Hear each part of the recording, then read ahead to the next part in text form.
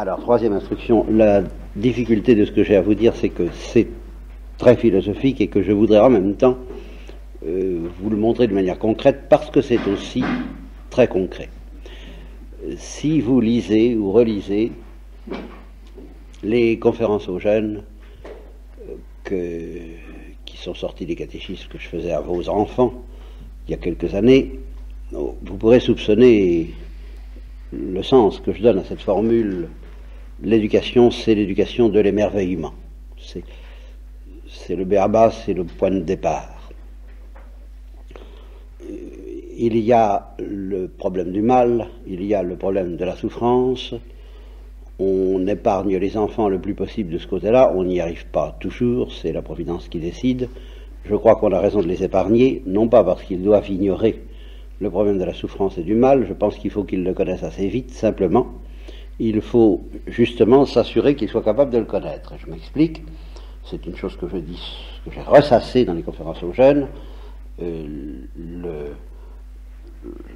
que Kant appellerait la condition de possibilité d'une saisie correcte et bouleversante d'ailleurs, et dangereuse même, du problème du mal, du mystère du mal et de la souffrance, c'est précisément que l'émerveillement est atteint un niveau d'intensité et de profondeur suffisant pour que le problème du mal prenne à ce moment-là tout son relief scandaleux qui se développe par exemple dans les livres de Job et qui culmine pour les chrétiens dans la contemplation du mystère de la croix.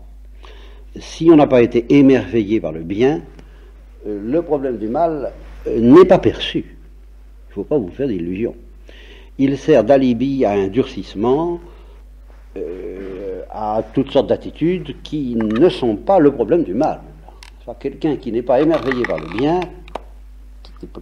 qui n'a pas subi cette éducation, peut-être des hommes, en tout cas de l'Église et du Saint-Esprit, qui nous apprend à nous émerveiller devant le bien, ne peut pas être correctement, profondément et correctement bouleversé par le problème du mal, et il en souffrira, même s'il en souffre mal, beaucoup moins que ceux qui sont émerveillés par la splendeur du bien. Donc, laissons de côté le problème du mal, que les psychanalystes refuseraient qu'on laisse de côté, puisque, d'après eux, c'est la première chose que l'enfant découvre, c'est le mal, la souffrance, la frustration. Bon, je suis obligé de le contester. Je ne me lancerai pas dans la bagarre avec eux parce que c'est pas comme ça que j'ai envie de prendre la chose avec vous. Mais je crois justement qu'une éducation normale, et si elle ne l'est pas, eh bien Dieu y supplée, j'ai confiance, est faite pour inviter l'enfant, dans la mesure où il est libre, bien entendu, donc je parle de l'éducation à partir du premier acte libre, et je laisse complètement de côté, provisoirement, parce que je ne peux pas tout dire, le problème tellement difficile de ce qu'on ne peut pas appeler à ce moment-là l'éducation, mais ce qu'il faut tout de même appeler, disons, le conditionnement de l'enfant avant ce premier acte libre, qui le prépare et qui est tellement difficile et mystérieux au point de vue doctrinal et au point de vue pratique. De toute façon, l'attitude des parents ne doit pas être foncièrement différente, donc il est plus facile de la définir à partir du premier acte libre, supposé acquis. Eh bien, l'éducation qu'il faut lui offrir, c'est presque l'unique but, c'est d'apprendre à s'émerveiller ou, ce qui est exactement la même chose, à avoir soif, à désirer comme il faut. Vous voyez, donc je ne situe pas la barre apparemment tellement haut. Hein. Il ne s'agit pas d'apprendre à obéir avec ce que ça comporte de frustration et de renoncement. Au contraire, je dis, vous ne pourrez apprendre à obéir à un enfant d'une manière juste, équitable et salutaire, comme disent les préfaces, que si vous lui avez appris en même temps et d'abord à convoiter comme il faut, à désirer comme il faut, c'est-à-dire à désirer sur fond d'émerveillement. Sinon, je ne dis pas qu'en tant que supérieur de la communauté, il ne faut pas quand même essayer d'obtenir qu'il obéisse, mais ce n'est pas l'obéissance que souhaite Dieu, ce n'est pas l'obéissance éducative que vous devez rechercher. Et en même temps, c'est extrêmement difficile. Alors là, pour des raisons où les psychanalystes ont peut-être quelque chose à nous apprendre, mais déjà les grands psychologues tels que Saint-Augustin, qui nous dit qu'il n'y a rien de plus abominable qu'un enfant. Vous savez, sans illusion, l'esprit d'enfance, il y croit, mais l'esprit d'enfance chez les enfants, il n'y croit pas. Vous voyez, il ne pense pas du tout que les enfants ont l'esprit d'enfance. Alors là, il dit que ce sont d'abominables sacripants. C'est-à-dire que, ben oui, il a très bien compris que ce sont des êtres qui veulent être des sorciers tout-puissants. Voilà, ça. Vous aurez affaire à ça comme matériel de départ. Que ce soit à cause du péché originel ou à cause d'autre chose, nous ne nous lançons pas dans la théologie de la question. Il faut s'attendre que, sauf préservation extraordinaire du genre de l'Immaculée Conception ou peut-être de Thérèse de l'Enfant Jésus, et encore, car quand Thérèse de l'Enfant Jésus avait dit non, elle avait dit non, ce qui est tout de même très différent du petit Saint Placide, pour ceux qui connaissent le petit Saint Placide, qui ne savait dire que oui. Alors, donc Thérèse de l'Enfant Jésus était quand même une pécheresse, et il y avait en elle, comme en nous tous, quelque chose qui voulait être un sorcier tout-puissant. Eh bien, le véritable conflit, et ce que je ne sais pas, c'est si je vais arriver à vous montrer comment ça s'incarne dans le concret. Le véritable conflit que vous devez aider l'enfant à résoudre, en effet, très vite, dès qu'il est libre, enfin, c'est que il y a incompatibilité entre désirer comme il faut et vouloir être un sorcier en puissance. Voilà. Un sorcier en puissance, c'est quelqu'un qui refuse de désirer. Ça va jusque-là. Pourquoi? Parce que désirer, c'est dépendre. Et c'est dépendre d'une manière qui n'est pas nécessairement frustrante. Faut tout de même... La frustration est un accident qui se produit dans la vie, mais je suis tout à fait d'accord, on ne peut pas éviter la frustration, on ne peut pas tout le temps avoir des plaisirs, mais prenons un exemple tout bête, l'amitié, deux amis qui découvrent pour la première fois la saveur de l'amitié, ou même pendant qu'on y est, pourquoi pas, la saveur de l'amour. Ils découvrent ça à l'âge de l'adolescence. Bon. Si ça se passe, disons, normalement, c'est-à-dire malgré le péché, ça arrive tout de même dans certains cas, malgré le péché, je dirais malgré les psychanalystes, bon, eh bien, ça baigne dans une atmosphère d'émerveillement. Ah, enfin, vous allez peut-être bien vouloir m'accorder ça, hein, peut-être, que dans certains cas, au moins, la découverte de l'amour et de l'amitié, c'est merveilleux, j'ai un ami, ah, c'est merveilleux. Bien. Eh bien, l'ami, il est obligé, au bout de 2 heures de conversation, ou d'une après-midi entière, il est obligé de vous quitter pour rentrer chez lui. Bon, est-ce que ça va être un drame terrible, comme le décrivent les psychanalystes, parce que le bien va vous être retiré? Ben non, ça ne va pas être un drame, ça va être une souffrance, peut-être très profonde. Mais vous allez comprendre, et ça ne va pas être un drame, pourquoi? Ben parce que vous n'allez pas voir brusquement dans votre ami un ennemi parce qu'il vous frustre de sa présence.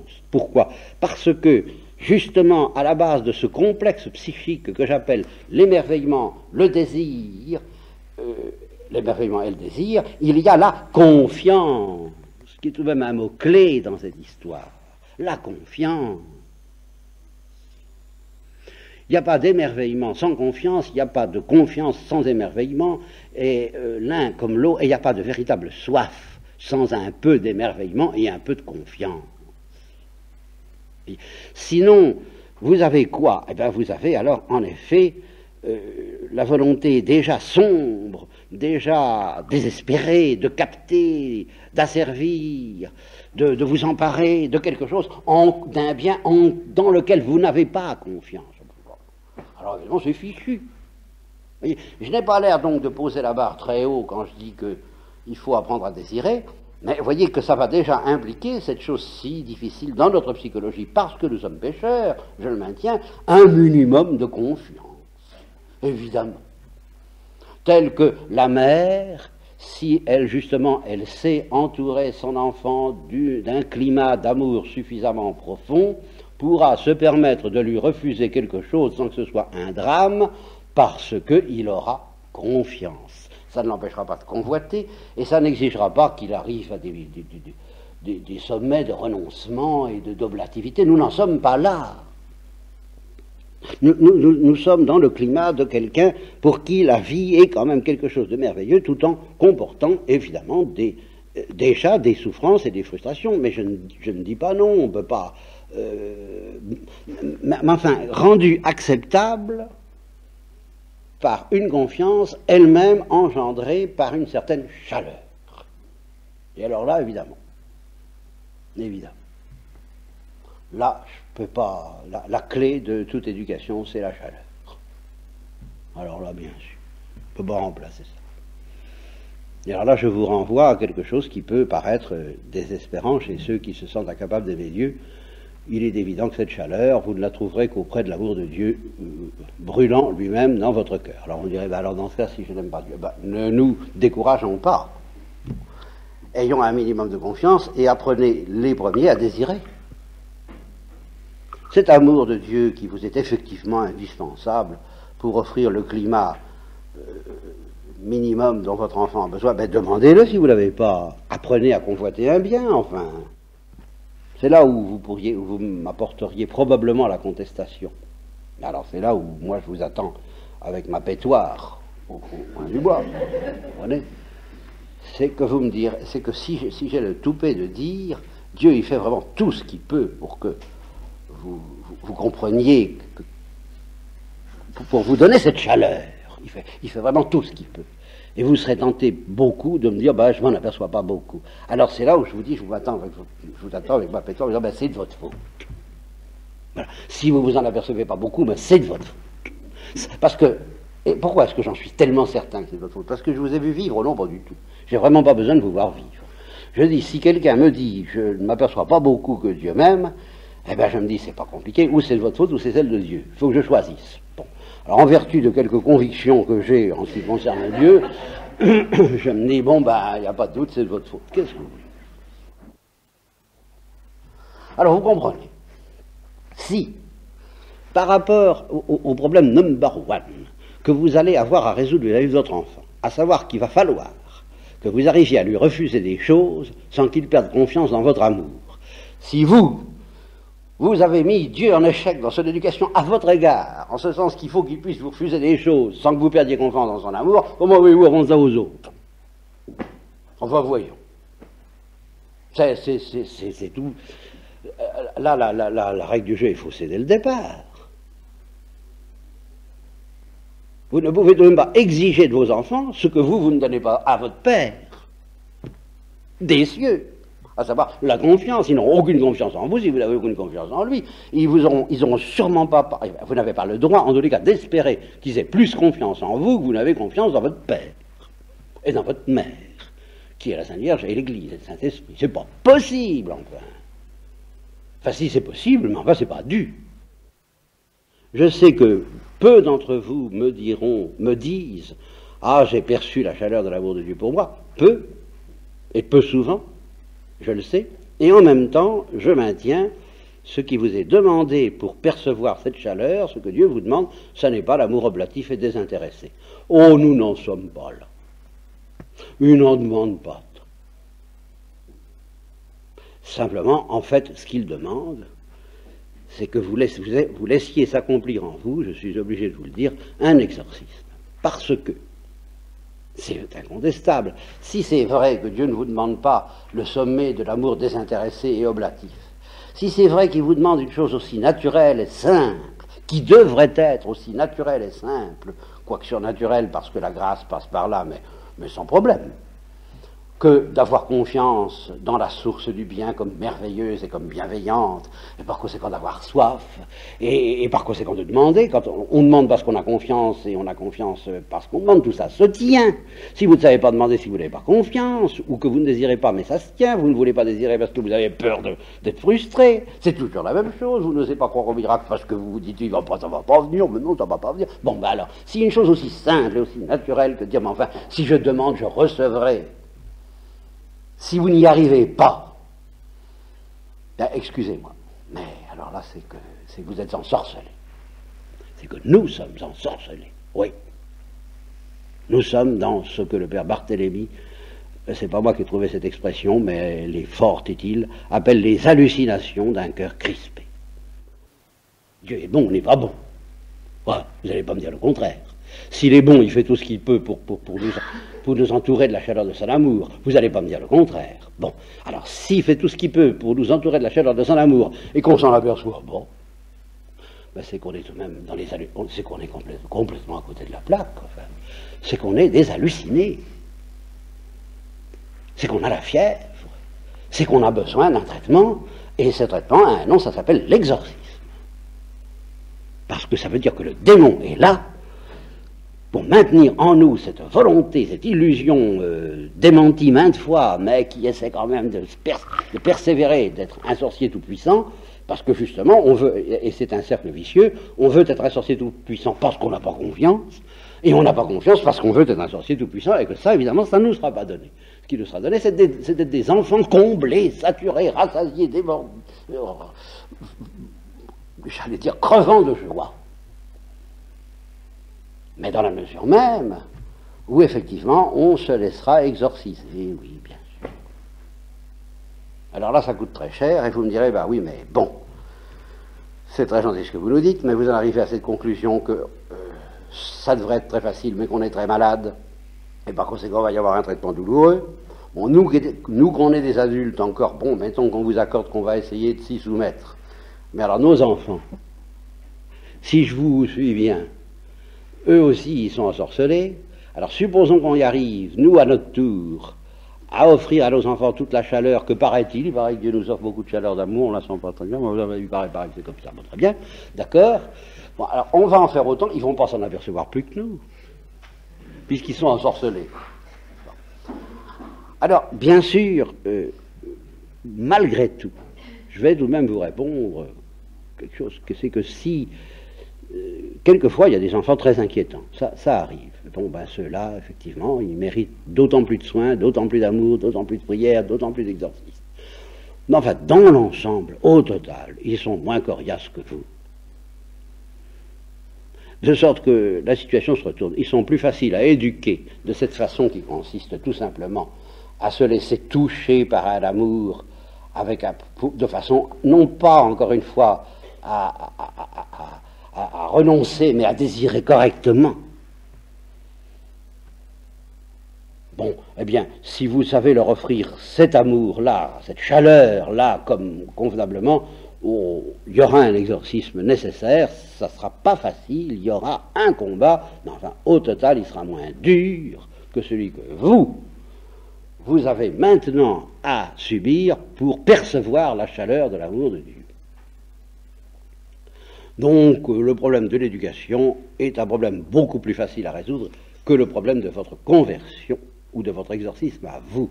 Et voilà pourquoi l'Église en parle si peu et l'Évangile aussi, hein, ce qui nous ramène au point de départ. Amen, alléluia. Mais c'est vrai, vous voyez, et je ne m'attendais pas à vous dire ça.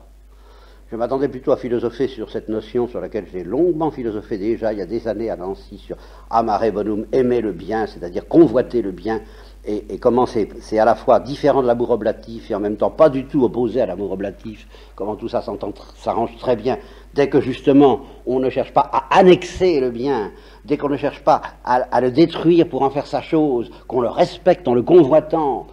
Alors à ce moment-là, on est sur le chemin qui mène à l'oblation, même si on n'est pas encore dans l'oblation. Je pensais vous parler de ça. Mais effectivement, j'ai été entraîné à dire, dans le concret, pour pouvoir convoiter le bien, il faut être dans une attitude d'émerveillement et d'un minimum de confiance que ce bien est bienveillant, évidemment.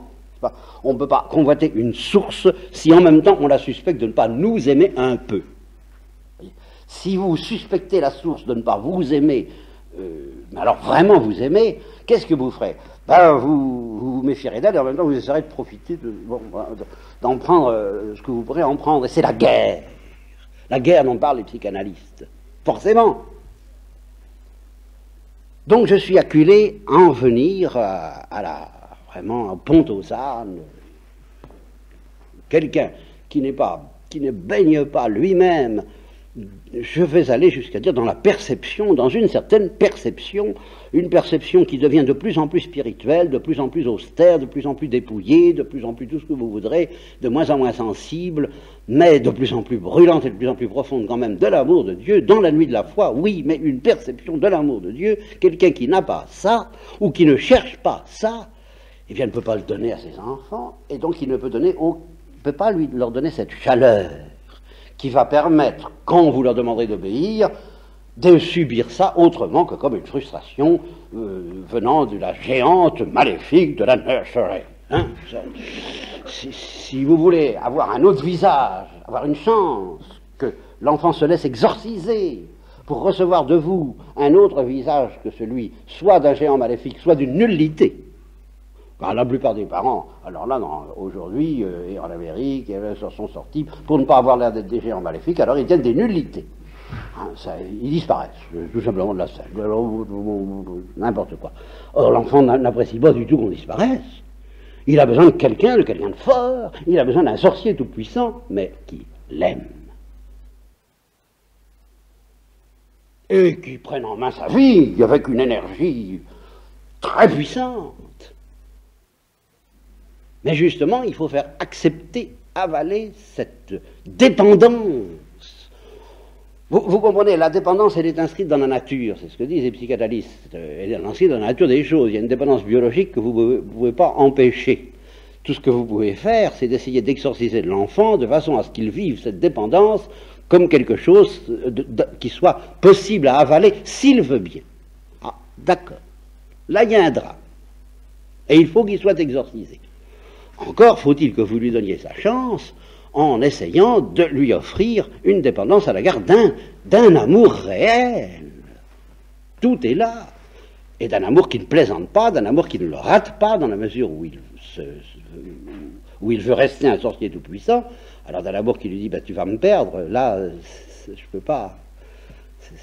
Ça, c'est à prendre ou à laisser, là.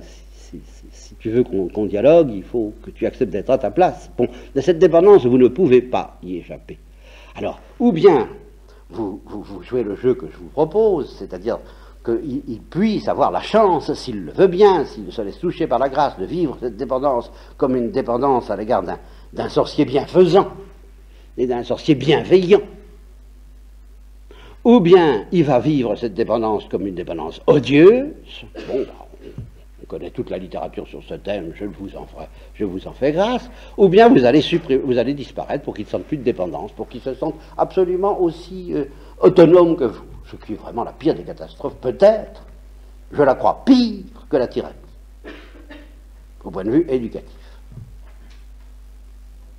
Alors, ma conclusion, donc je vous demande pardon de vous frustrer, j'espère que vous croirez un peu dans la petite quantité de bienveillance que j'ai envers vous, et dont je sens assez cruellement qu'elle ne suffit pas. Faites-moi confiance au moins sur ce point. Je sens cruellement qu'elle ne suffit pas, mais justement, je témoigne que ça ne doit pas nous décourager. C'est pas parce qu'on sent qu'on n'aime pas assez ni les enfants ni Dieu qu'il faut dire, alors je peux rien faire. Au contraire, il faut se tourner vers Dieu parce que, justement, lui, en tous les cas, lui, il ne nous manque pas. C'est nous qui lui manquons. Et c'est nous qui ne savons pas demander parce que nous ne savons pas avoir confiance, parce que, justement, nous sommes durs.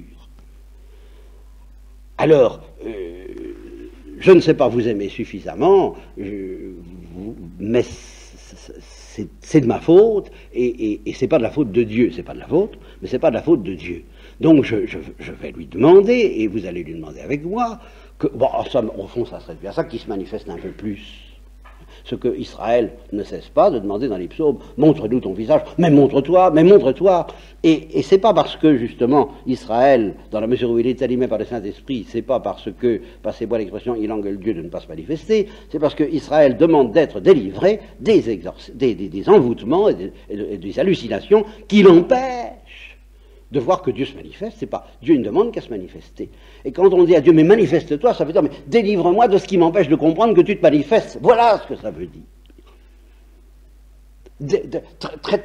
Ouvre-moi les yeux, que ma fièvre tombe, que cette mauvaise fièvre qui me fait te percevoir comme un indifférent ou comme un hostile, que tout ça tombe de mes yeux, manifeste-toi malgré tout ce que j'ai en moi qui fait que je n'y comprends rien, mais manifeste-toi comme m'aimant d'un amour brûlant, et que cette lave pénètre dans mon cœur, et elle atteindra mes enfants, et à ce moment-là je leur ferai avaler la nécessité de dépendre de moi à la manière dont je dépends de toi, parce que c'est un jeu dont j'aurais compris qu'il est merveilleux et qu'il n'y a pas besoin d'être au niveau, encore une fois, du désintéressement de Dieu pour aimer Dieu avec convoitise. Il suffit d'avoir un peu confiance, pour ça il suffit d'être un peu exorcisé, et à ce moment-là, vous apprendrez vos enfants à vous convoiter. Au fond, le fond de l'affaire est là. Voilà ce que c'est que l'éducation. C'est de se faire convoiter, mais de se faire convoiter comme il faut. Que vos enfants apprennent à vous aimer. Bon, c'est ça. Et d'un amour intéressé, attention. C'est vous qui allez les aimer d'un amour désintéressé, au fur et à mesure que vous aimerez Dieu d'un amour intéressé, qui vous donnera de jouer vis-à-vis d'eux, le jeu qu'ils jouent vis-à-vis de vous, et que vous comprendrez de mieux en mieux. Et alors vous allez essayer de vous faire aimer. Et puis c'est tout. Puis c'est ça le secret de l'éducation, mais c'est un exorcisme. Ayons confiance que l'amour infini de Dieu, à travers tout le mystère du mal qui nous oppresse, et qui m'oppresse moi-même tout le premier, est beaucoup trop, pas comme il faut, quoi, voilà ce que je veux dire, et bien que ça ne nous empêche pas de percevoir que la chaleur, oui, la chaleur de l'amour de Dieu, qui vraiment, la manière dont vous avez envie de bercer un enfant n'est vraiment strictement rien, en intensité et en profondeur, à la réalité. Il ne s'agit pas de sensibilité, il s'agit d'une réalité qui, si nous la laissions faire, nous mettrait immédiatement, nous liquiderait immédiatement en lave brûlante, je le répète. Simplement nous nous opposons des barrières, malgré nous. Alors comprenez, demandez à comprendre combien vous êtes aimés. C'est le secret de l'éducation qui vous apprendra à faire comprendre à vos enfants combien vous les aimez.